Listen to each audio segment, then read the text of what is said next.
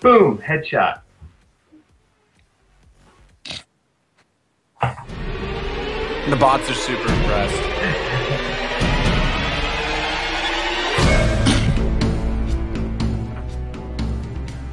That's what she said? I could have said that too. Oh, yeah. I only have a couple seconds. To come up. You had more than a couple of seconds. Maybe 3 seconds. You had all the time in the world. I don't know about all the time in the world. You had a decent amount of time. Alright, but still, it wasn't a good picture. Go ahead, John. It was a fantastic picture. Welcome, everybody, to eSports Canada, episode number 52. I'm your host, @CoinInTheNet, joined by one of my two co-hosts. Since my other one is not here, I'll just go ahead and say he's the better of the two. @ESC Joby and Frank, how you doing this evening? Oh, well, I feel lost with that nick, though. I'm not sure what to do with my hands or anything right now. You guys are like hetero life mates, so it must be weird not having him here. Life mates. Yeah, it's pretty weird. I don't know who we're gonna harp on, but we'll find something. Why don't we harp on our guest? I like our guest, though. I can't remember. Is this your second or third time here, Matt? This is my second time. Okay, second time in like a month. Wow. Whoa. The people, you're in demand. It's because I qualified for the finals of the Lightning round. That's why I'm back. True. That is true. Maybe CSGO is on the rise. That is a real thing. It could be. So guys, what we're going to talk about tonight, of course, as you can see there on the rundown and the Twitch title, is CSGO, something that I know little to nothing about, but that's why we bring guests on to enlighten both the hosts and you, our loyal viewers. A couple things have happened in the CSGO world, I've been told, in the last week or two that have been pretty exciting. So we decided to bring on Sadokist, who keeps his ear to the ground in everything CSGO, as well as one of our ESC guys, who's pretty involved in the CSGO community in Toronto, Sean, aka Antman. I believe he's just getting off work now and on his way home, so he will be joining us shortly. But I think we're going to dive into it, Matt, if you're ready. Matt's sitting here, right? Sure. Matt's Googling CSGO news because he had no idea why he was on the show. How did you know this? He had no idea he was going to be on the show tonight. It's just like, oh God, why am I here? This? Are we talking about Grand Theft Auto? Is that why I'm on? Yeah, honestly. Can we just steal cars and see how many police cars can chase me around town? I do that in real life, so. Oh, well, yeah. It's fine. Don't we all? Yeah. Man, hectic life in the East Coast. I know. Man, it's a struggle. It's a concrete... Cops can only afford horses out here. It makes it a lot more exciting. It's a concrete jungle. Yes. So the first thing I want to get into, of course, is the announcement that CSGO is going to have a $250,000 tournament coming up. DreamHack. DreamHack, yes. Yeah. The people who are single-handedly keeping esports alive outside of LCS. I heard some rumors. Probably shouldn't talk about these, but I heard rumors about a DreamHack in North America happening through. Anyway. Yeah. Nope, that was very open and on Twitter, so it's okay. All right, it's not a secret. Yep.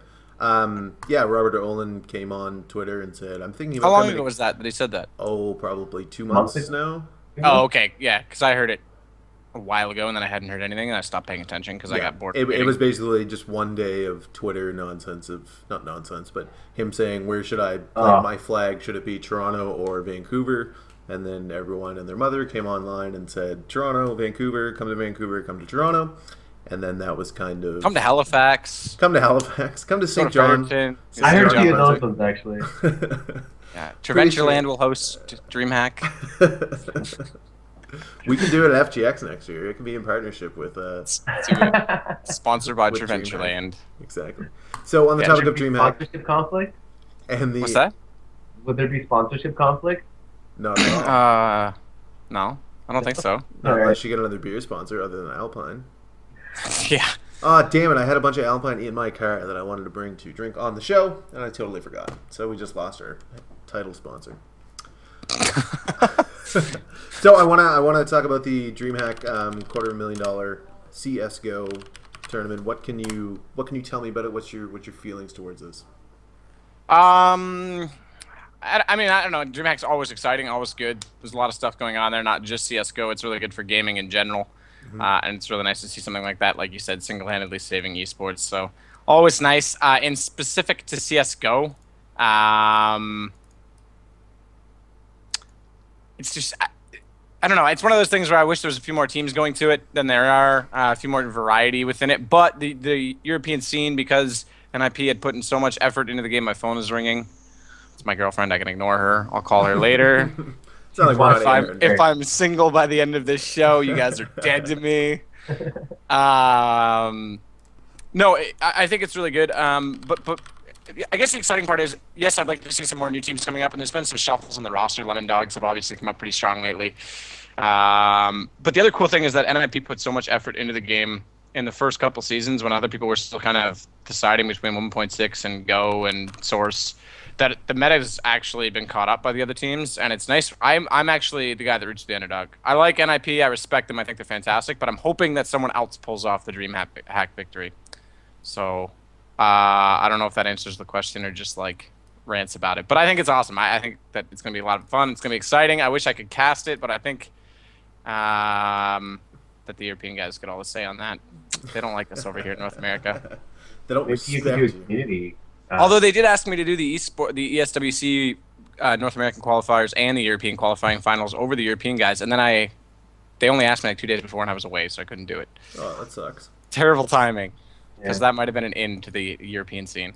That was it, man. That was your one goal. I know. There's nothing. Can I ask, piggybacking off of that question, because you talked about the 250 thing, but is this a good sign at the support coming from like the direction of Valve? And yes, I don't. Yeah. That's the biggest amount of. Yeah, sorry, I should have spoke specifically about the money. That's really good. That's more incentive, and that's what we need. The DreamHack North America thing would be awesome too, because the European scene is running away with it lately. There's instability in the top teams in North America because they don't have that incentive. So by putting that incentive on the table in Europe, it creates some solidity and some motivation within the game to basically, stay together as five, not say, okay, well, great season, I'm not interested anymore. That's, what did I get out of putting my life toward this game? Good luck, have fun, go find a new team. Well, it's going to keep me saying, all right, Wicked, let's try and win some money. I'm going to stick with this five. We're going to get better as a team. So, yeah, I mean, it's all good. Money is always a good incentive. Yeah. Is there a lot of, sorry, John, he was just mentioning, is there a lot of float between the teams? Because let's say a game like CSGO where it maybe doesn't reach the prominence of the other major esports, is there a lot of like floating around? Yeah. This year in ESCAI, it was a little bit depressing. 2 of the teams that made it to LAN finals made it because 2 other teams broke up. Or at Dazed, for example, who's one of the best players, was running Sponsorless, who got picked up by eventually Denial, who then broke up, and Mossbeck jumped ship 3 different teams throughout the season, and eventually landed on Curse after starting with Sponsorless and somebody else, I forget.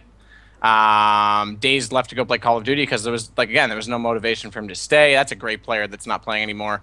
Homeless has been formed since then. So yeah, in the North American scene, there's a ton of movement. Europe seems to be a lot more solid. That being said, it's the same in Dota. You don't succeed, you got to look to your problems. We saw Na'Vi switch their roster up massively between TI2 and TI3, along with a number of other teams. Alliance came from No Tidehunter. It's the same thing. It's the same thing in CSGO. Teams are always going to try that, but at least in Dota, the teams are sticking around and actually getting other players. In CS, it seems to be that they're just saying screw it and breaking up. A lot of disbanding and stuff. Right. The good news that I say out of that now is we are reaching a point where the other CSs are dead. Officially, we can call that. We can put the nail in the casket, in the coffin, whatever the saying is. And look at the fact that now that everyone's focusing on Go, the people who had to start at the bottom in Go are now at the top. So Momentous, Exertus, Homeless, that's a new form team. Guys like that coming out of main are going to create some stability at the top because they've stuck together for 3 seasons to get there. I doubt they're going to break up that quickly. So, and they're actually teams that can challenge the top of Go. Not like, I hate to point fingers, but someone like Rareform or Check 6 that was around this year where, yes, they were an invite. That's awesome. They made it, but they absolutely got stomped, and then they just decided, okay, we're quitting. Like, why bother with this? So, anyway, there's my long-winded answers. Speaking of TI 3, now I know this prize pool, a lot of it, as far as I'm concerned, is community funded through a bunch of different initiatives, mostly the, ARMS deal update that they launched through CSGO. Do you know, is the prize pool completely community funded, or is there Valve threw up 100,000 and the rest is community? I actually haven't even looked into where it came from. I know that the community is playing a part in it, but I don't know the answer to that. I should. This is where I'm wishing the other guy Antwood was here because That's He fine. might show That's up fine. later. Yeah, No, you probably know it. I haven't read it. I just know that it was happening. I knew it was happening, and I looked at the teams, and that was about it. And made predictions, and that was about it. I'm just kind of curious if this is an initiative from Valve where they're saying, hey, you know, we've got Dota to a point where I think it's sustainable, and TI3 was a booming success, and I think that's going to kind of take care of itself for the time being. Let's focus on CS:GO and really try and build this. Or is it them saying, Jesus, we need to do something with CS:GO. Let's throw Both. $250,000 at it. If it fails, this is kind of it. Both.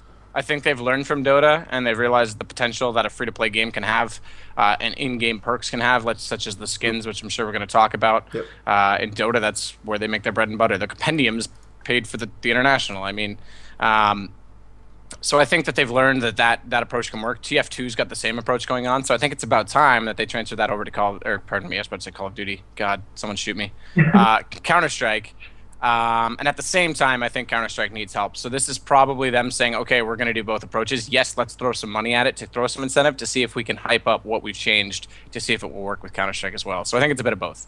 Yeah. To answer the Valve's question. got a really cool system going on with how you can community fund, because it's not just them asking for a handout. You're getting stuff in return, and some people might be buying this stuff. Yeah, nobody likes it when esports organizations just ask for money to run an event. I know, right? Who does that? But I just want to run an event called me streaming and getting paid for it, and it never works. That's a hard job to get. Yeah. No, I'm just curious if this is going to be the start of something regular, and then other people are going to get on board where DreamHack's going to be running similar sized events for CS:GO, and maybe, you know, not MLG because they're kind of finicky about their games, but just other organizations are going to pick it up where it's a big time money draw compared to what it is kind of has been since launch. Yeah, well, I think now that they've realized that, and they've seen the success that Dota's had for them, I think that they can't ignore that they need to take that approach in Counter-Strike. I know that a lot of the people that were diehard with the game were saying things like, oh, great skins, now we're Call of Duty, and then the same people were turning around and making trade offers on the ESEA forums. So I think that it's been a relative success. I don't understand how you can be, I don't know, I guess it's difficult for the purists. Like, when I was playing TF back in the day, when it was just vanilla TF, like, everything seemed nice and balanced to me, and then they started adding these things. I still think the things that they added didn't necessarily screw the game too much, but some of it felt weird, like, it just felt like a different game, right? But in a game like Dota, it's just the appearance, like, it doesn't actually do anything, and you can still play the game for free, and you're still getting items anyway, so I think it's basically just an outlet for people who want to spend money, so why not? So I'm not that adverse to this whole wave that Valve is doing. I think it's actually a really cool system. It is a cool system, and you're going to get the person out there that says, I want that stack track. I play this game. I'm better than him. I should have one, and I'm going to buy one to look cool. Yeah. Right? Like, I admit, and I probably should throw some money at the game to support it, because I do. Yeah. I'm not one that's going to go out and buy it, like, oh, I forget who it was. I was watching his stream the other day. Bought 17 like keys to open chests, which worked out to like $45 or something. Like, good for you. You just basically bought a game that if they had made it not free to play, right? So it's the same effect, and it was his choice. So you're right. Yeah, it's his choice ultimately. I know that I don't spend as much money, just like you said, but they're putting in some pretty cool things. Like once this Gladys voice comes out for Dota, I might, if it's not already out, I might have to get that. And then it's just a matter of time. We'll have the portal gun skin for CS:GO. Sick. That would look so cool. I would. Sorry, I'm trying to text so I don't get in trouble. I would totally use that. That would be like my deagle. Boom! You just got portal, bitch. Yeah, awesome. They find themselves within Portal at that point. Just like, oh, damn it. Quit the game and have to restart CS:GO again. Piggybacking on the whole skins talk, do you think, I know it's kind of, usually when they add in perks like that, it's for the casual person, the new player, things like that. Yeah, I'm on the show. 1 sec. Sorry, I got people yelling at me. Can you repeat the last half of that question? Certainly. Usually when they when games add perks like skins and hats and things like that, it's for the casual player, it's for the new player, giving them an incentive other than you're the best player in the world. Right. Okay, sorry. Finish. Yep. No. Do you think that's CSGO's problem right now? Is more they need new players, they need more casual players, or do they need to bring back those pro players who have either given up, gone back to CS 1.6, gone and played Call of Duty? Do they need to bring those players back and build that professional scene back up? Both. One will feed the other. If there's incentive, the pro players will make their own decision to come back if they like the game enough and see it worth their time. But for the new player, there's got to be something to keep them around. That's going to grow the foundations of the game, which therefore means there's more population playing it, which means there's more potential for a population in esport. I think that the skins are going to directly incentive the new people or the existing people, but not necessarily draw old people back. I see the skins as being... you know, the new player that comes in and says, oh, this is cool, I can actually do something other than just shoot people. The player who's already playing says, oh, wicked, I can make myself look cooler than, you know, the standard game I've been looking at for the past however many years they've played. But the old players aren't going to say, oh, look, they changed CSGO to a point where, you know, oh my god, I want to play that game again. I don't think that's what it's going to do.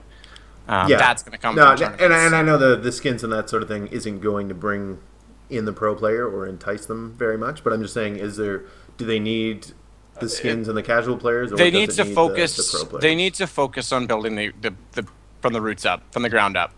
If they can bring in enough new players and start, even if the skill gap is huge, at least these players will go into a competitive system and learn the game, and there'll be more teams playing. If there's more teams playing, there's more tournaments, there's more money, there's more sponsors. Then the old pros are going to say, all right, this is worth it, I'm coming back. Cool. So, what's up, Sean? How's it going, guys? Going good. Welcome. Thanks for speeding on your way home. Anytime. So Sean, you've been part of the eSports Canada community for a little while. We were just talking about, basically we've just been on the topic of DreamHack and the $250,000 tourney, talking about how it's good for CSGO and the backing of Valve. And actually, here's a question you may or may not know. Is this tourney 100% funded by players, like buying skins and doing all that stuff, or is there some money fronted by Valve? The 250, I believe, and I don't know if this is true, but I believe the 250 was all of the eSports Canada case, like the keys. I'm most likely wrong because that seems like a little bit too much money from the community spending. Yeah. So I don't know if that's like, I'm pretty sure half of it's from DreamHack, and then the other half is probably from the keys. But you could probably look back to see like how the progression of DreamHack, the money has been, and then you could go pretty much from there just to like see the steady increase or whatever. Yeah. And that'd be pretty amazing if it was just community. That's a good response. Because I think somebody was saying, I think it was actually Mike Daniels was saying how it's almost like CSGO where just like, screw all the support for like Dota and stuff. They're just like, let's show that this game is just as important, and then everybody threw their dollars at it. Well, and now like, we have a 250 tourney. How I look at it is what they did with TF2 is they put in the hats and everything, and like I know a lot of people who said the second that they put in hats, they're fucking uninstalling. Like it doesn't matter what you say, I'm uninstalling. And I was one of those people, and I still am, because I think hats are the stupidest thing I've ever heard in my life. What's that on your head? Yeah, what is that? Is the only guy wearing a hat on the show right now? Yeah, I shouldn't show you my collection of hats then. But You're the person they were catering to. Yeah. Loves FPS and loves hats. Yeah, man, wait till New Era sponsors CS. You'll be buying everything. When that happens, I'm buying every single key. But yeah, like, I don't know. I know a lot of people who were going to quit, and then I guess they just didn't. I don't know. Hats, I'm not really too familiar with TF2, but did hats actually increase stats and make you a better player, or were they purely cosmetic? Aesthetic. They were completely cosmetic, and they made you look like an idiot. Okay. No, man, there was some cool ones. There are some When I had a cool pumpkin ones, on my like, sniper head, that was cool.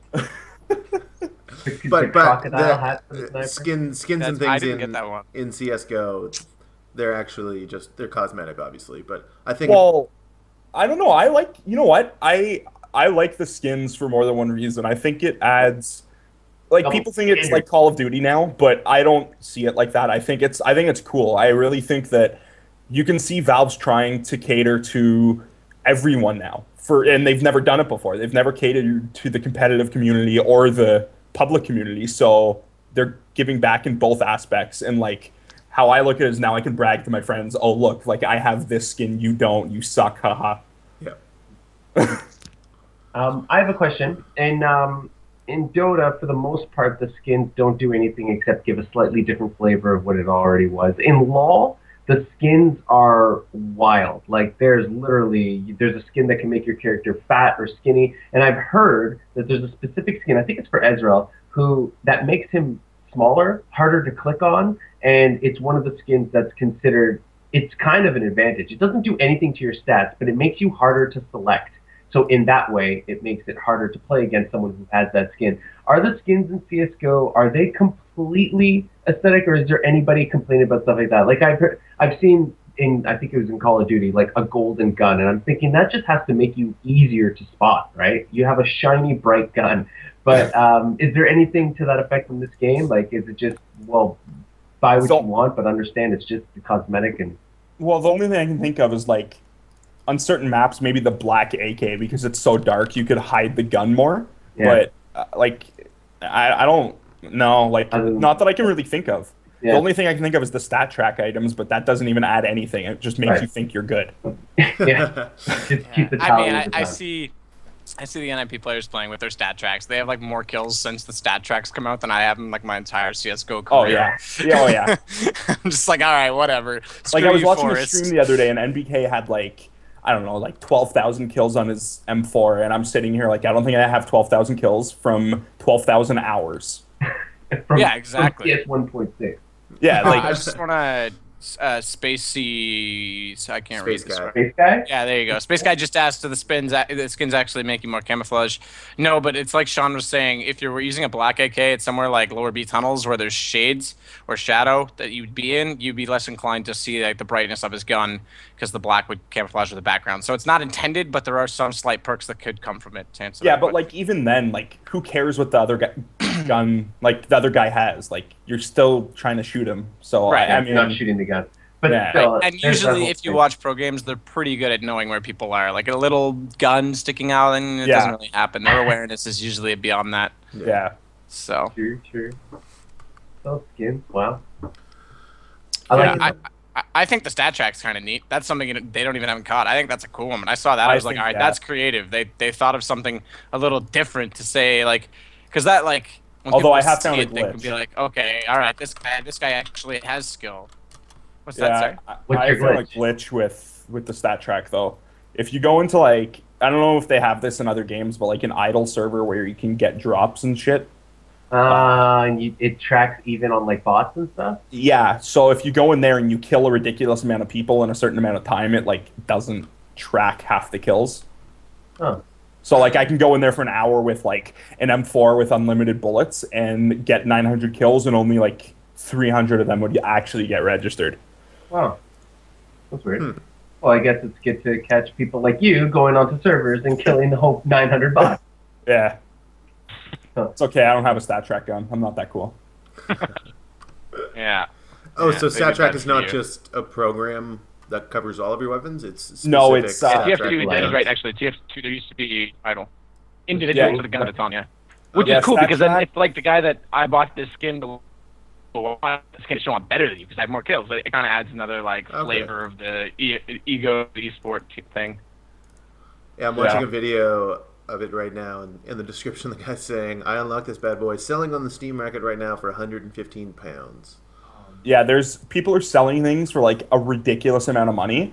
Like there was a knife the other day that I saw that was going for $225, and I'm sitting here like I wish I had $225 to spend, but I wouldn't spend it on this game. Is it a stat tracking knife? What the hell was it was a stat track knife. Oh my god! It was the Karambit stat track. I'm trying to find I have no drops. Like my inventory, like people are like, oh, trade me this. I'm like, I have guns that everyone has. Like, I don't get anything. Are they actual like increased stats on these higher priced guns, or is it just a flashy thing where I have the $500? The stat track resets every time you trade it or sell it, so it doesn't really matter. But it's I mean, just like the in stat terms of of ones like are worth more. In terms of like, there isn't like you were seeing like a $300 higher rate. Yeah, there's no actual bonus perks for higher priced items. No. Okay. You know, it'd be hilarious. This would never happen. The money. What would never happen? See, I was gonna say if you dropped your stat track gun, someone picked it up in game, they got to keep your stat track. and you had to kill them to get it back. That would be the worst. I'd quit the game. Yeah, I'd you'd have probably kill like myself. Sean go into servers and drop his guns so that people could pick them up, and then find a glitch Yeah. where you both get the gun. Yeah, I just kept your stat track. Sean, No do you way, wanna, I have it too. Sean, do you want to try turning your camera on and off? It's frozen on my end. Yeah, if I figure out how. You just hit the little camera icon. It's frozen in a really unflattering Yeah, spot too. Yeah. and now you're If eating Nick pie. was here, UJ's you'd be the hat second- as silly as a TF2 hat. if Nick was here, you'd be the second most unflattering person on the show right now, but because he's not here, you Okay, now how do I get it back? John's still You here. click the same button. Oh, there we go. Yep. Perfect. Yeah, this one knife's going for 287.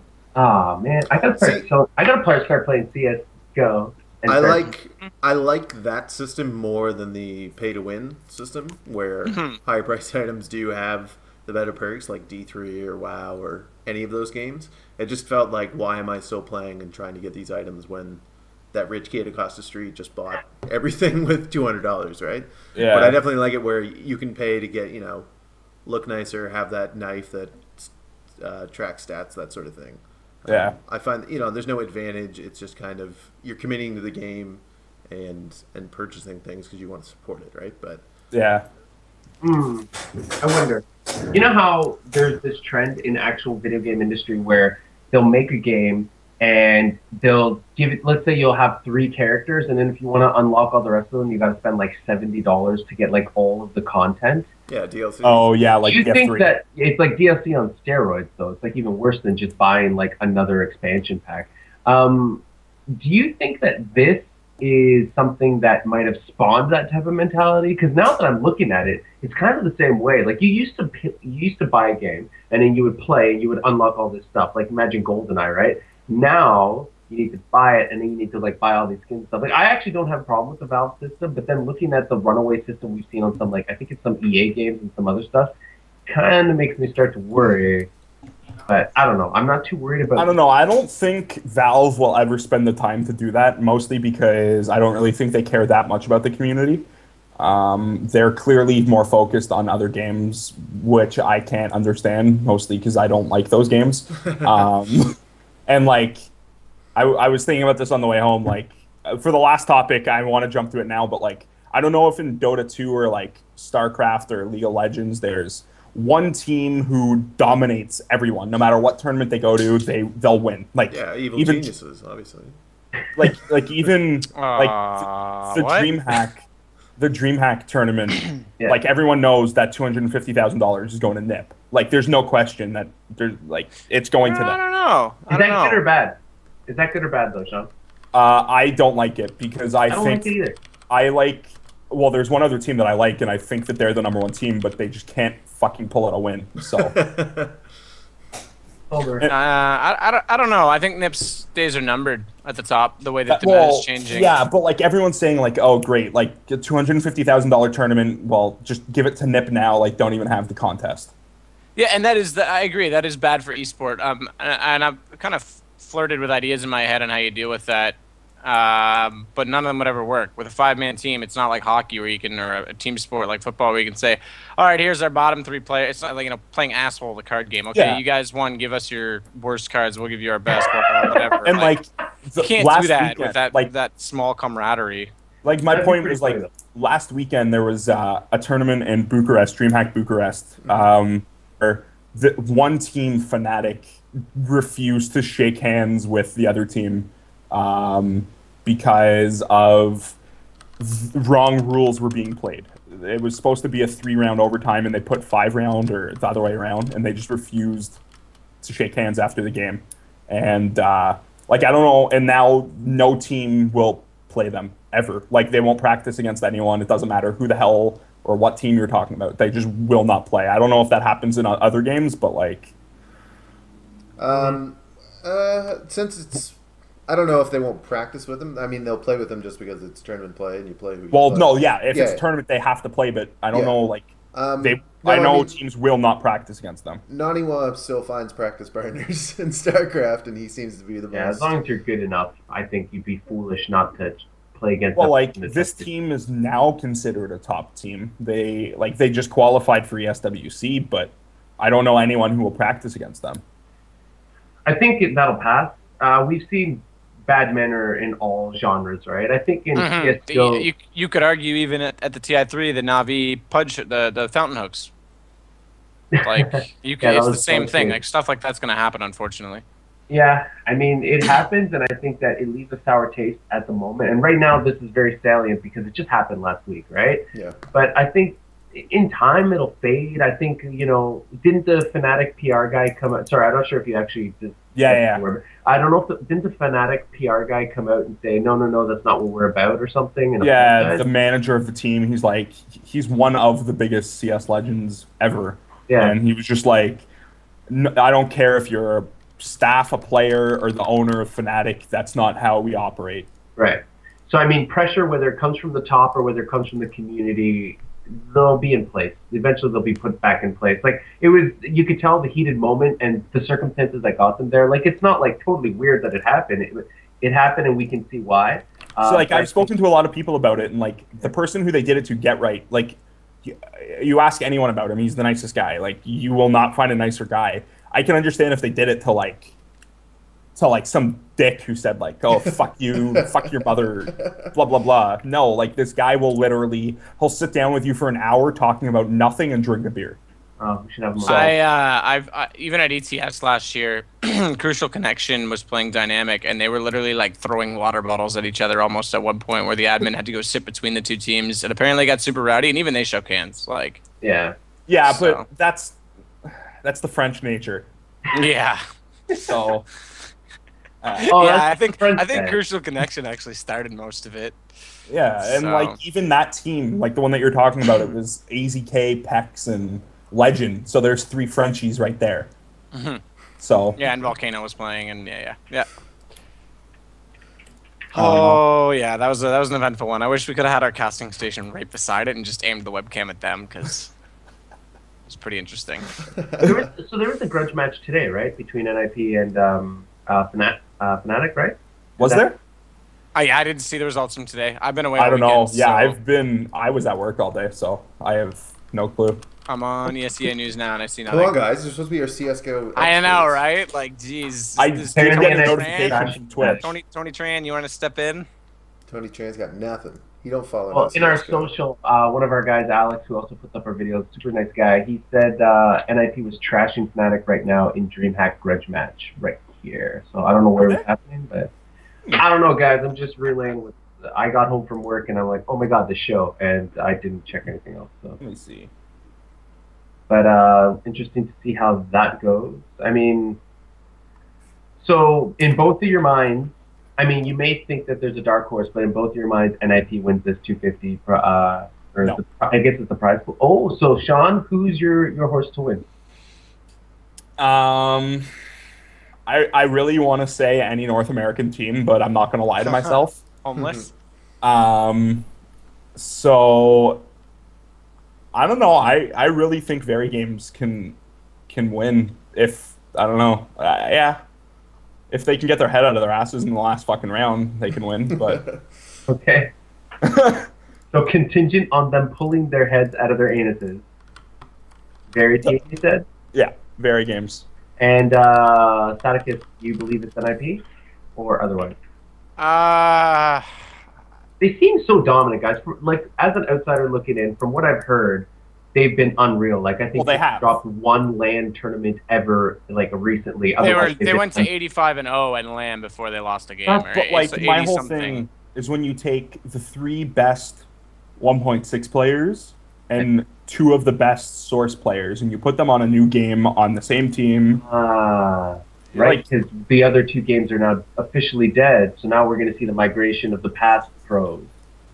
But at the same time, you had the exact same Very Games team, which I don't think they lost an event for 2 years or something, or 3 years in Source, and like, so you can argue both, I guess. I think. Yeah. Well, that's I think it was interesting to watch too the NIP versus NIP match, just to see how old minds versus new. I mean, like it was kind of neat to see. That was cool. Heaton just tear it up still, but then Get Right and Force do their thing on Go. I mean, they are different games when you look at it. They're very different games. Yeah, they're very different, but how I look at it is I can quit for a year and like I won't be as good, but you don't lose it. Like, You're right, exactly. And they proved that. Like, what was it, 3 or 4 guys? In that sense, I guess going back to a question before you were even here, Sean, was should the old pros be enticed to come back? And if they did, I mean, that would add to the top level because you're right. You lose a little bit of skill, you're a bit rusty, but you do a season and you're right back at it. So even Sapphire, like her friends, like Volcano, Juan, everyone that she's friends with, like they quit however many years ago, and they LAN every so often, and like they all play. BTS so last year. Yeah, even while they were landing this weekend in New York just for fun. But like, I mean, I would love to see all those guys back. I'm gonna just go back and just answer the question on who my team is. I think NIP's the obvious favorite, but well, they are the obvious favorite, but I'm gonna go with Navi as my team that I hope to win it. So. All right. So I guess you guys both have picked like who you think will win and who you hope to win. That's awesome. I think that this one seems to have a lot of interesting stories coming up, given that some players are migrating over and officially going on CS:GO, and it'll be pretty cool. Who, like, you guys wouldn't know, but like Sadokist, who would you say North American who's going to place top? Homeless. I'm going to say Homeless. Yeah, I think they're better than Curse right now. I think they have more motivation. I think Curse is slightly out of it, given that Complexity beat them at ESEA LAN finals. I don't think they've been practicing as much. I haven't seen them online as much. And I feel like Complexity almost was a flash in the pan. I don't think they're going to be what they were. I think Homeless right now is the top team. See, I don't know. I love Curse because I'm very good friends with 2 of their guys, and like we live near Stan, so there's 3. But I really want to say Complexity. I think Complexity has the tools to finish top 3. Yeah, and it's super interesting to see that because like I don't know, it's nice to see 3 teams from North America that we could all say have an equal like potentially the same chance. It's like the Sponsorless versus Quantic; they were super close together. Like it's nice to see in North America that there's not one clear-cut favorite. Like I like that we have differing opinions on this. So and like even ESEA, like I hate that it's North America versus Europe at the LAN, but whatever. Because 9 times out of 10 you'll see the Europe teams win, but like now it's going to be interesting with 3 teams going. 3 teams who can beat any European team, I should say. Sorry, I thought I heard a dog bark behind me. My dog's over there. I was like looking around, like what? And in chat, Citron's agreeing with you, Sean. He thinks Complexity, but yeah, he's questioning your Homeless pick, Sadokist. I know, and a lot of people are where they're so new, but keep in mind they did just win the ESWC NA qualifiers. Mind you, Curse didn't show up in that, and Complexity weren't even in it, I don't think. Yeah, Complexity, well, they clinched that. Yes, yeah. Oh, okay, they did. Okay, cool. So yeah, I mean, yeah, that's right. They clinched it from the LAN. That's right. What am I saying? But yeah, I mean, I think that Homeless are going to surprise a few people. I think they've got players that even though they didn't play, all of them didn't play Invite this year, they've got players that have skill, and I think it's a roster that suits each other well. They've got some good entry fraggers. They've got a good bomb carrier. Yeah, well, it's the old dominant fully torqued team. So yeah, that's geez. How many years ago was that? It was 3. I was gonna say 3 years ago. Yeah. Star Series Season 7 was the NIP Fnatic game that was today. Okay. Oh yeah. And NIP beat them 16-7. Yeah, sounds about right. Yeah. But Fnatic is still first overall in that league. Now they're 11-1, but NIP's 8-1. So. I just want to keep calling them ninjas in pajamas. I feel bad or NIP. Right? No? Nobody else feel bad? No. I think it all has to do with context. I don't know. I'm lazy, so I just say NIP. Yeah. All right. No, we're good. We're good. Cool. They said it first, so I felt comfortable saying it.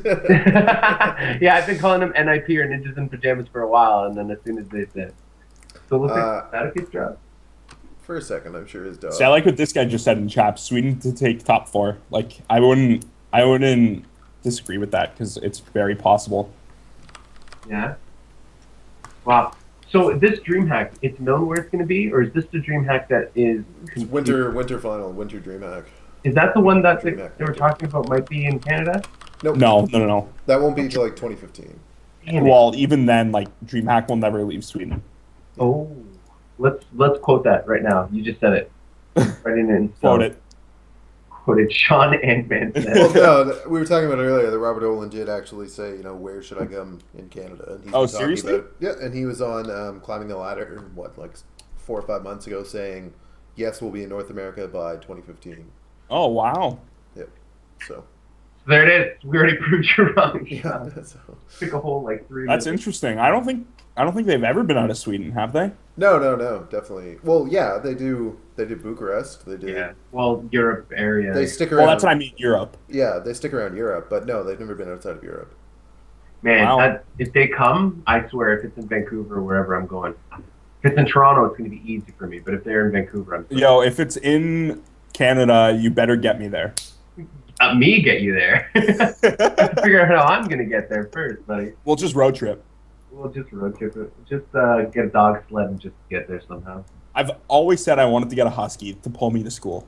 Oh, be amazing. But you're a Toronto guy, right? Yeah, Yeah. wouldn't really work out. What are some other cool things we can talk about?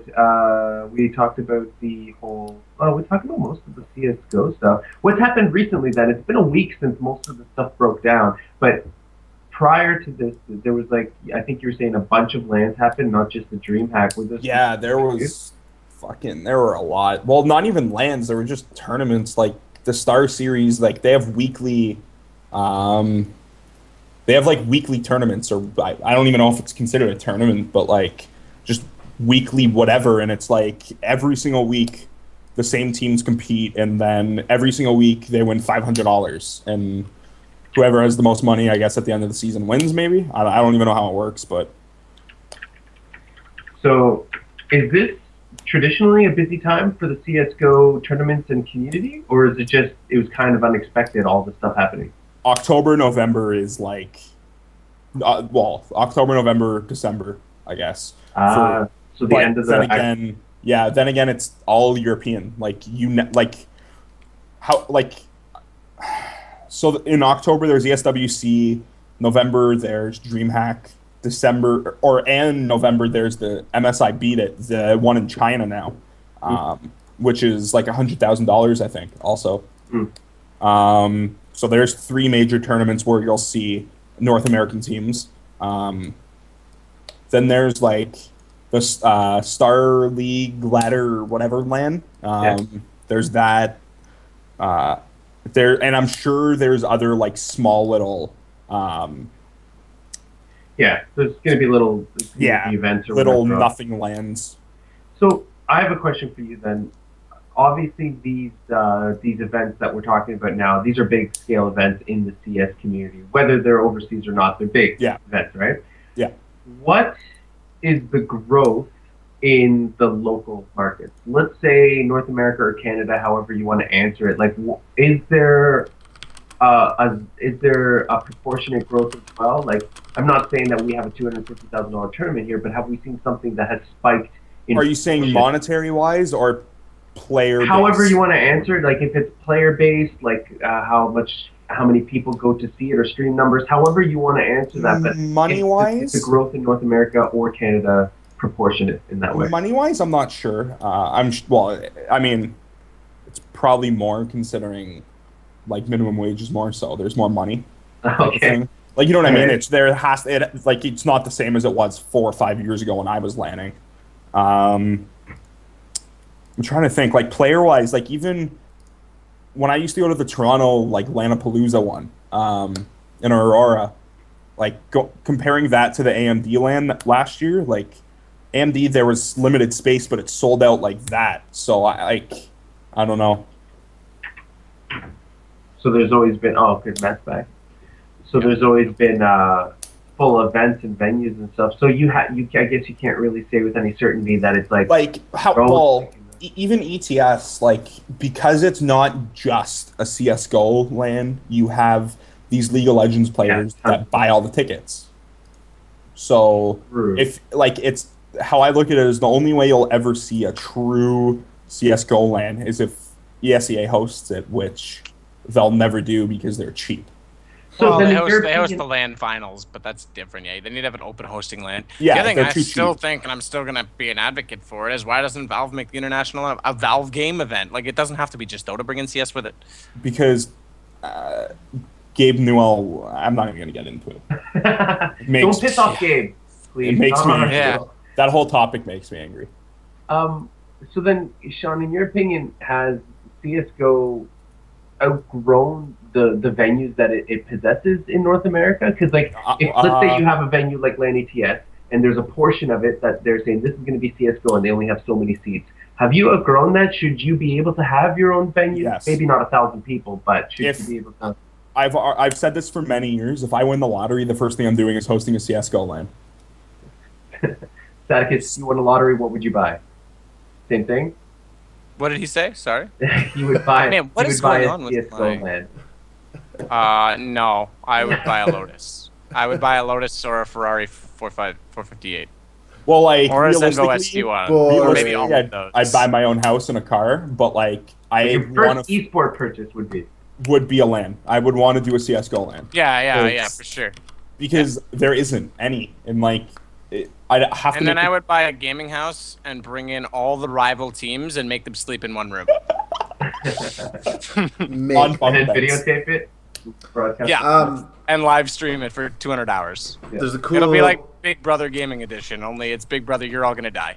There's a cool question from chat about the general manager for DICE being interested in having esports for Battlefield 4. Do you think there's room for other FPSs, at least for PC, to come on board? I'm not Share gonna a piece lie, of the pie? I love Battlefield 3. I would rather play that game over any other game. And I know no one will agree with me, but I think Battlefield 3 is far superior than Counter-Strike, except, well, many things, but the biggest are, one, there's not enough player base, it's all pubs, and two, the skill gap is like so significant that it's you may as well put me to play League of Legends where I literally don't know how to move. So, But do you think there is there's room another to have another thing. multiple FPSs? Yeah, I do. Yeah.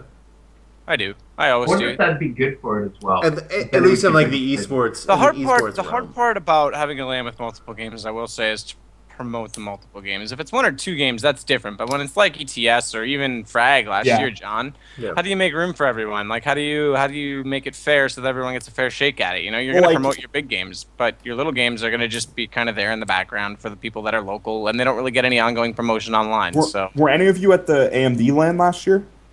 I was not. No, I missed it. Tony Tran was, though. He's helping out with production, so he might be able to respond by Like text. even then, like there was TF2, I don't know, maybe StarCraft and CS:GO, but like it was so small that they limited it to, I want to say, like 75, 100 people in this little tiny room. But like one, they didn't publish it right because they could have made it a lot bigger, and two, there were such big breaks in between games where I literally had enough time to go drive my friend to a club downtown and make it back in time for my next match. In the northeastern tip of Toronto. Yeah. So- That's crazy. Yeah. And even so- at the recent OCN LAN, it was pretty popular. CS:GO was definitely bumping. yeah, like I wish Sorry. I could have gone to that because I know CS:GO is probably the biggest game there, It was like the loudest. population wise. Definitely the loudest. Yeah. Well, yeah. But like outside of LANs and everything, in pure esports viewership and massive LANs, DreamHack-esque, is there room for multiple FPSs? I don't know. The same way Yeah. that there's room Yeah, for there is. Dota and Keep in mind League. that, like, we talked about this last time I was on the show. FPS is a very broad thing. I mean, you've got games that are sci-fi shooters, fantasy shooters, Yeah. realistic But, shooters. like most people won't want to watch like.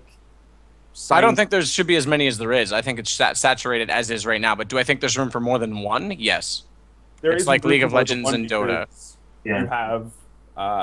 You have Call of Duty, you have Halo, you have Counter-Strike, whatever, but I don't think you can throw in a Battlefield. I think Call of Duty's there. You can't really try to throw it in. And I know a lot of people who have tried, but I don't think it's possible. I want to make another case here talking about if CSGO is going to be promoted, and something that I don't even want to go into in depth because there's a whole lot more, but the Steam box is coming. The OS was announced today, the capability to go between TV and computer and stream outgoingly. That's going to promote a lot of Valve games if Valve is behind that, so that's going to promote CSGO as well. I thought that was already out. No, just the big picture, which was just like a button basically in Steam that made it go full screen. So you could use it on your TV, but this is an actual Linux distro OS for So how did you get that on Special guest? Sorry, just wanted to do this for a second. How do you... She farted on me, all right, putting her down. It's an operating system, so it's yep, you install it on any computer, and it's that's it? It's just an operating system? Yep. It's not like Windows? With Steam OS. Yep, it's cool. Steam, basically. That's cool. But it's not out yet. It's coming out soon, trademarked. And there's some details on it. I didn't really understand the streaming bit. Was it that I can take control of any computer on my network and use that as the actual engine, and then controls I can use via the computer I'm plugged into? Matt, did you get that? Hello. What? The streaming to another computer, is that actually I can harness the power of another computer? The guy to ask is actually the nerd in my house. That would be Will. He just came down a second ago and was talking about it, and it was over my head. I don't think that it harnesses the... I don't know. I thought that's what it was. It talked about... It very well could be, and... Well, isn't it just the same as a capture card, realistically? In a way, that would be similar, although it would take up less processing power than that even, which would be ideal. Oh. Especially for people with lower-end processors. Yeah, well, I don't know. What I've got from Valve is they're all about getting PC games into the living room. That's what they've been trying to do with Big Picture. It's what they're trying to do with SteamOS. They're pretty, like, the first line when I go to the SteamOS pages, as we've been working on bringing Steam to the living room. So I want to read just, where is it? So Gabe doesn't have to leave his living room. You can play all your Windows and Mac games on your SteamOS machine too. Just turn on your existing computer and run Steam as you always have. Then your SteamOS machine can stream those games over your home network straight to your TV. That sounds to me like it's... I can turn on this computer right here, boot up, not StarCraft, but Dota, and then go to my crappy computer over in the living room, which is technically 5 feet away, but and play there via keyboard and mouse. But I'm using this computer for... so I could lie in bed playing CSGO on my desktop. Exactly. Okay, I want this. Yeah, I already said that I want one. I'm more than willing to support it. You had me at lie in bed. Like, no joke. As if I needed an excuse to get more out of shape. It's not even that. It's going to be free forever. So not even that. I don't need another excuse to be more of an insomniac. Yeah, really. But yeah, there's a whole, not just game streaming, but movies, TV, music, that sort of thing. A whole bunch That's really cool. Family sharing where you can share your Steam accounts between... Since we're going all nerdy right now, did anyone else hear that BlackBerry sold today? Yes, it did. Yeah, for 4.7 or something. Yeah, $4.7 billion. What? Yeah, they're going back to private. To some insurance company. Wow. Mm-hmm. I thought it was a financial company. No, it's Fairfax Insurance Company. They own like 45% of it to begin with. But... Fairfax Financial. Or whatever, yeah. I don't know. I heard insurance. I don't know. Yeah, 4.7. Nor do I really care. Interesting. Well, we'll talk about that on Financial Canada TV. Let's have some BlackBerry people on next show. Yeah. Why are you involved in esports? $4.7 billion. You can't support a fucking CSGO LAN? Like, what's wrong? If BlackBerry was trying to hit the young and hip trendy crowd, they should have been trying to support them. Should have been sponsoring our events. That's true.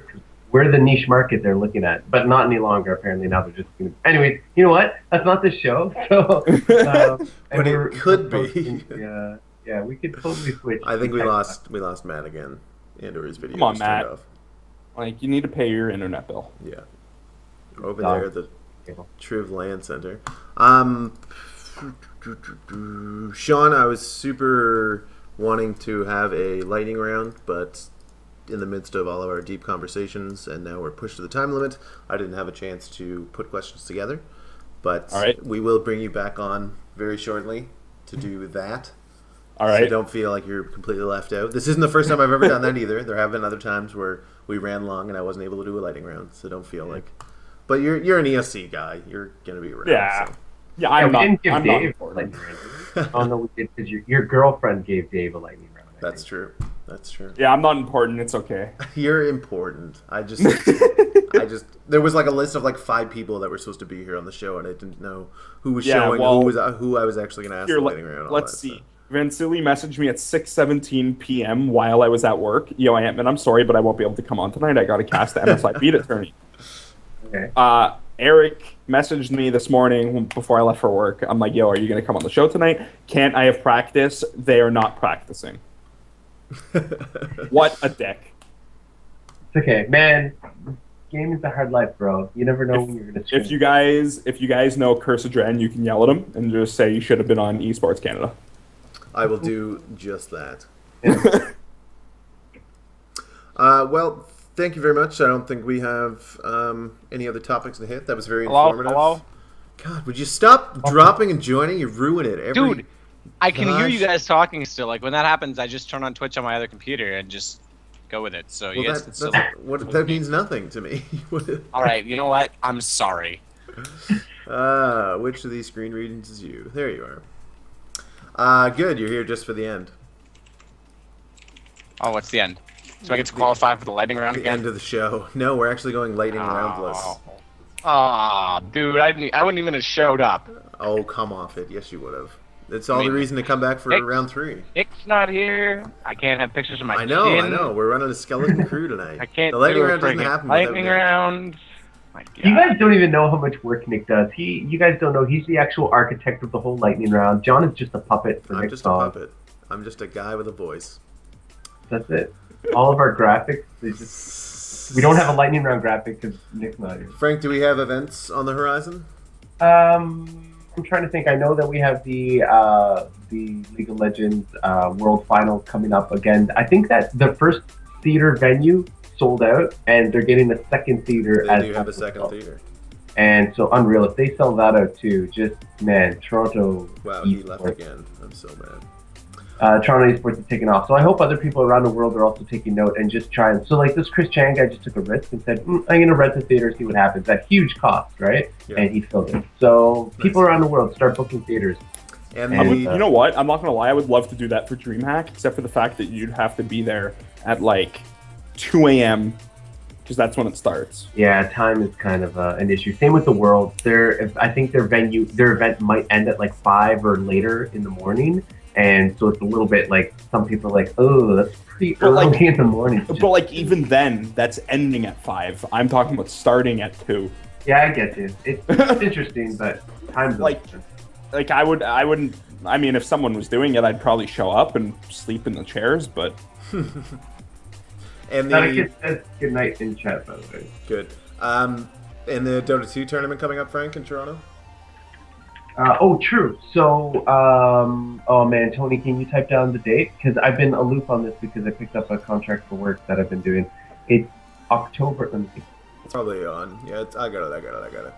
October 5th, Saturday, October 5th, at No. Effect. Okay. Yeah. Oh yeah. Okay, I see. So there's online qualifiers happening Saturday, October 5th, starting at 11 a.m. Eastern, and then the finals will be held Saturday, October 12th at 11 a.m. at Net Effect Cafe.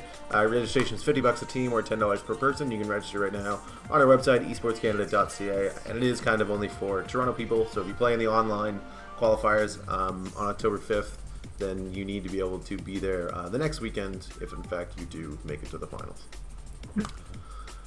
Other than that, Frag for Cancer 8 coming up, of course, October 19th and 20th. You can find all the information at fragforcancer.com if you want to watch the stream and or attend live. It's going to be a fantastic 2-day tournament. I will be there. Mike Daniels will be there. Jabali, Lag TV, Tempo, all the boys. So I will not be there. Well, you know, win some, you lose some. Thank you to our guest tonight, Antman, and of course Sadokist making his return. We will bring them back to talk CSGO once again in the near. Yeah, we're totally black. The screen readers were so screwed up, I wasn't about to spend another hour on that. Next week, I'm not sure who our guest is going to be. I'm going to try to get some CSL people on, because somebody in chat mentioned it, and I think it's a good idea. We could get some Collegiate Star League people to talk about I guess, yeah, the school year did just start, so. Sure. So thank you to everyone in chat. Remember, be sure to follow us on Facebook, facebook.com/eSportsCanada, and on Twitter @esports_Canada. Thanks. Thanks so much, Sean. Thanks, Matt. Thanks, John. And Nick will be back next week. No one cares. Peace out.